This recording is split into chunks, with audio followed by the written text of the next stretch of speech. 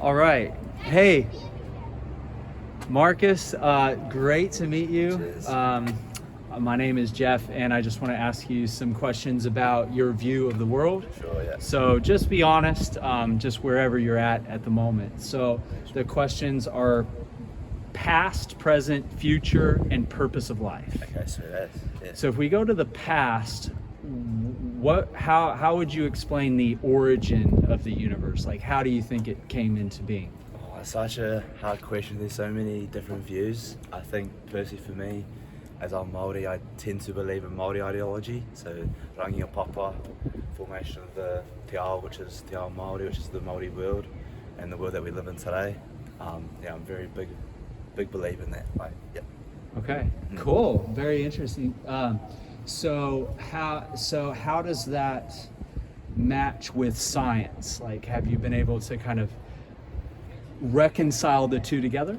As I study sciences and stuff, I do believe that there's an essence of science or an application of science within the world and how it's created, obviously with the soil and atoms and stuff like that. I think it's very important to actually apply that to just how I believe in, or what I believe in the world and how it became. So yes, I do. I think, like, for me, it was like Rangi was able to formulate these essential atoms in science and stuff for us to actually be able to apply that into our real world today and hopefully for the future. So, and just for our people online, Of course, yeah. Who's Rangi? Rangi is the Sky Father and Papa Tuna is the Earth Mother. So they were like this in the beginning of time, so there was no light. And then Tane, which is one of their sons, separated them far apart, so then we were able to live in a beautiful sunny day like today. Okay. Where did Rangi and Papa. Papa, where did they come from? Eo, which is like, it depends on where you're from in New Zealand. I'm from the South Island, but in the North Island, that's where I originate to. My bloodline goes back. So Eo is like the essential being that created both. For think of it like, I guess in a Christian way, for Pākehā arrived to New Zealand like as God. Yeah. So before Rangi and Papa, there was Iwa. there was Iwa and God, and Iwa is uncreated. Eo, yeah, he's uncreated, supreme being, yes. Supreme being. Okay. So, can you have, like, how do you relate to Rangi and Papa in a personal way? Do they have requirements that you have to fulfill, as in some religions? Yes, I believe in karakia, so prayer. We always thank the Sky Father and the Earth Mother for us being here. Sky Father and for allowing the sun and the calm, peaceful weather, and then for the Earth, so the Earth Mother Tunuku for giving us food and kai, so to have a full belly and stuff, and ensure our physical, mental, spiritual, and emotional health. Awesome. Okay. I'm learning. Yeah, this is great. So it is. It's good to be able to educate others. Yeah, and awesome. you study this, yes. So you're obviously very passionate. Yes, absolutely. Yeah. Did you? So have you always believed this, or? Yes. Yeah. Since I was pretty much raised in a marae setting. Marae is pretty much like, it's pretty much in a place where people like Māori and non-Māori can have kai and talk about, like, what brings us together, new ways of learning and new ways that we can adopt, I guess, not just techniques, but I guess like just ways of living into our everyday life to ensure that we are just kind and peaceful, loving people, and we can share that with others. Awesome. Okay, great. The next question that I'd like to ask is, where did people come from? People came from, I guess, like, Tane Mahuta was able to to create the first woman. Either, it depends on where you're from as well, but from clay or soil, and something called youre, which is the breath and essence of life. So she was created, and then we all come from, everybody else, like Papa and Rangi as well. So yeah, there's definitely, to go back to the science, there's definitely biology behind it, of course, which I completely appreciate, and I just study and I learn it. Yeah. And I love it, and I think we all come from the atua. So the atua is God, so Rangi, Papa, Eo. Okay. Wow. This is so many questions. So Yeah. In your belief system, does the whole, like everyone in the world, come from the same woman in the sense that we are all from Atua, from the Maori view of God? So it's like doesn't just apply to Maori; it applies all Maori, all humanity. all Maori, all humanity. Yes. Wow. So No, that's my personal belief. Assuming that's true, do you go out and spread? I mean, do you spread the message? You know how some religions are very evangelistic or yes. proselytizing. So, do you feel that you should do that as part of your faith? I believe so. So it's not so much in faith, but it's more like in culture. Like I love to spread my culture and educate others. That's why I like to study about it and be able to portray it and educate others on like maybe seeing it from a different sort of perspective and a view. So I feel like through colonization, Pākehā Roman to Aotearoa, we've sort of had a bit of cultural suppression that like te wiki o te reo Māori, so Māori language, I guess we've been able to sort of educate others, like what I'm doing with you and your viewers today. Thank you. Yeah. And just for me personally, like I love to be able to give a perspective, and you know they don't have to believe it, you know, that's fine, you know, but I just, you know, if they want to listen, they can listen. If not, then that's perfectly fine. So let's talk about ethics next. Think of some of the things that happened in colonization in the 19th century or in the 20th century, World War I, World War II, different Soviet Union, you know, really horrible things. Of course, yeah. Is God able to, like, how does Atua deal with that? Is there some justice? Is there like the Christian view of heaven and hell? What happens when there's injustice? So the thing is that there's in Aotearoa we have iwi or tribes. So each part of Aotearoa we have certain like tribes and sub-tribes and stuff. And each and every one usually typically has their own tikanga, which is like ethics and stuff that we follow by. And in the beginning of time, we're a very peaceful, loving people, and we still are. But through colonization, we were introduced to harmful substances like tobacco and alcohol and muskets, which cause violence and stuff. And then we needed something that brought us together, which is always the atua. We always want to thank them for what we've been given, and that we need to unite as a race, as people, to be able to actually portray who we truly are. And I think when there's injustice, we typically tend to lose our sense of identity and who we are as people, and then we tend to portray that onto non-Māori, which in reality is not true. Like, that's not who we are. We're very loving, peaceful people, and at the end of the day, like, we've got to thank our atua for actually being able for us to be here and be able to spread love. And then I think by prayer or karakia, we're able to do that. So yeah. Okay, awesome.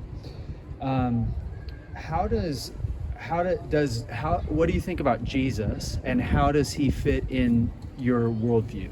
So it's not that I don't believe in it, but I don't follow it. I have done volunteer work at churches before, and I find it incredible to learn about. Like, I think it's quite cool that people are so passionate about Jesus and stuff. I think that's awesome. Typically, like, I believe in my beliefs, which is the atua, and that I'm from torangipapa, and but I do appreciate that view. I like Muslim, Buddhism, all that sort of stuff. I think that's awesome, and that people are able to educate us on not just like Māori, but even like other religious folk. I think it's awesome to be able to really understand, like, what makes you you, you know what I mean? The components and that foundation of who you truly are. And I think like you guys are so dedicated and devoted to your faith. I find that awesome because it instills discipline, and you're able to spread like your message across, and I think that's awesome. Yeah. This is kind of a tough question, okay. actually. I think you, but can Christianity, the Maori belief system, Islam, there's different options. Can they all be simultaneously true? I it's quite, they conflict each other. There's conflicting stuff. There is. Yeah, and that's There what is, that yeah. makes it difficult. I believe, and what I believe, people believe in what they believe, but I think there's a form of cohesion where we could have like really installed inclusiveness and be able to maybe even educate others. Like, you don't need to force it down them. Like, Yeah. You know, like, I'm a big believer in like, let them believe in what they want to believe, you know. And I think like we can all coexist in one system, but it'll take time. And I think like, as long as we're not forcing it, or we're not trying to promote it too much, in the fact like, you know, you have to believe in something. Like, people can believe or not believe. It's you know, that's what people are. Like, they've got their own traits and, you know, stuff like that. But I think like we definitely can all coexist in one world, and I think when that happens, we've, you know, truly be able to spread positivity and stuff like that. It'd be awesome. Yeah. Is there, in the Maori belief system, is there like, because I'm a Christian, just so you know. Yep. In Christianity, we have like the fact that, you know, God is holy, Of course. and we have fallen. Is similar to kind of Yes, what that you were is, saying. Absolutely, yeah. But we can't just be right with God by being good. Exactly. Because he's too holy. So we course. need an intermediary. Of course. And that's why God the Son came, entered history, Of course. died on the cross for sin, Yep. rise from the dead. So I guess in your view, is there an intermediary between God and fallen man or sinful man, however you want to describe it? As I guess, I mean, I obviously have to need to continue my education on this matter, but I believe that there's, for me personally, I think there's tikanga. That's what we follow. That's what we install into each other, and that's what we must follow by. So And remind me what that is. tikanga is like our ethics. Yeah, and yeah. that's something that we must stick by, because I think like to maintain our relationship with the atua Yeah. in a positive light, and with each other, we must follow tikanga. Yeah, yeah. I'm not quite certain if we have an entity or something like that, or like an intermediate factor that we, like, you know, that sort of separates us from the atua. Yeah. There's definitely a separation, don't get me wrong. I don't personally know it, but for me, like, to maintain that strong relationship, It's up to us. It's up to us, and by following tikanga rules, wherever you're from or whatever your belief system is, like, I think there's a certain set of rules that you must follow by, i.e. sins. You know, you can't be sinning and stuff like that, or if you do, you know, you got to be willing enough and be vulnerable enough to, you know, ask God for permission to, you know, be alleviate your sins and ask for forgiveness and stuff. Okay. Yeah. Okay, good. The last question, well, a couple more. What will happen to us after death? In Māori so we all, our essence, our life force, our Māori will be transformed, and we'll be transforming, or we will be moving, I guess, in a manner towards Hawaii. Hawaii is like our heaven, as where we're able to experience comfort and peace and love, and, you know, with the past, the deceased. And I think that's where, you know, by following tikanga and stuff like that, you're able to understand that and be able to hopefully experience it once you pass. Okay. And is that everyone, or do you have to be good to go there? And what happens if you're bad? See, that's I was hoping you'd Is ask there a that. hell? I mean, I wouldn't say if there's a hell, but there is an underworld. Oh, this is bad. I can't remember off the top of my head, but there is an underworld where I believe where if you, I guess, sin or don't live in a humane and like loving way, there's a consequence for your actions. I believe you can get out of that. That's my belief. I'm not educated enough. I'm still going through, you know. Yeah, sure, But sure. there's definitely, I believe that there's a way to ask for forgiveness and, I guess, portray what it is to be Māori and to be a human. Yeah. Excellent. The last question is, what's the purpose of life? A lot of people I meet your age that I do interviews with, they say there really is no purpose. A lot of them are secular or atheist. Oh, I see.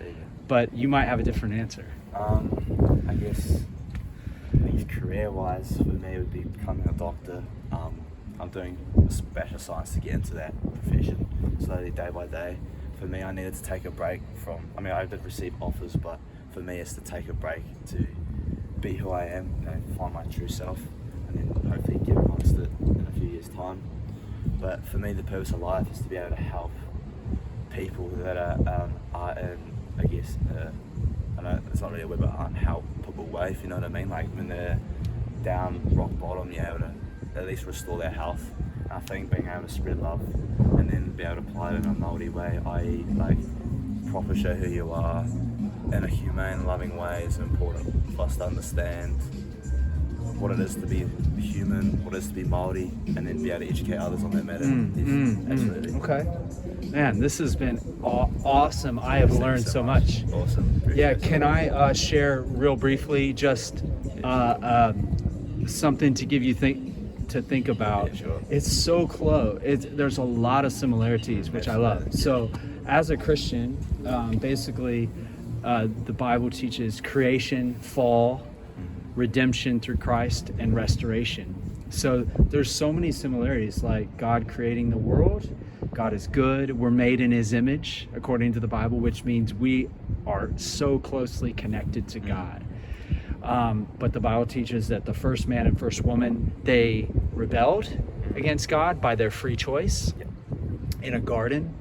And when they did that, sin and death and hatred and violence and pride and all of the ugly things that we see in ourselves in life came into the world. We became corrupted. And but God at that very time told them that one day he would send a Messiah, a special person who would save mankind from sin and death. And so the Old Testament is the story of leading up to when that person came. And then finally, 2,000 years ago, Jesus came into the world, and he fulfilled the prophecies. He was born in Bethlehem, just the right place that the prophets had said. And he lived a perfect life. He had 3 years. He traveled around Israel, preaching good news and healing the sick. And then finally, he went to the cross. And the Bible teaches that was significant in that he was paying for all of those sins, including the first man and woman, but also everyone, including ours.